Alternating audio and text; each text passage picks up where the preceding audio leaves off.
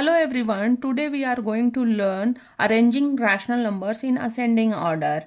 What is ascending order? In this order, numbers are arranged from smallest to greatest. It means the last number should always be the greatest number.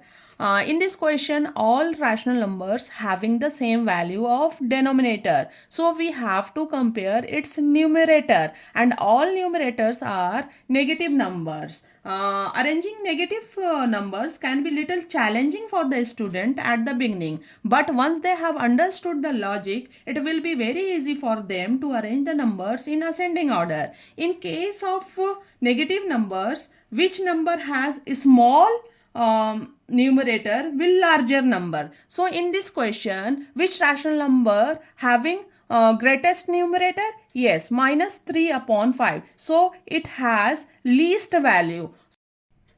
So minus 3 upon 5 has the smallest value among all these rational numbers. Then we can write minus 2 upon 5, and the last one which has the greatest value, that is minus 1 upon 5. So we can write these rational number in ascending order.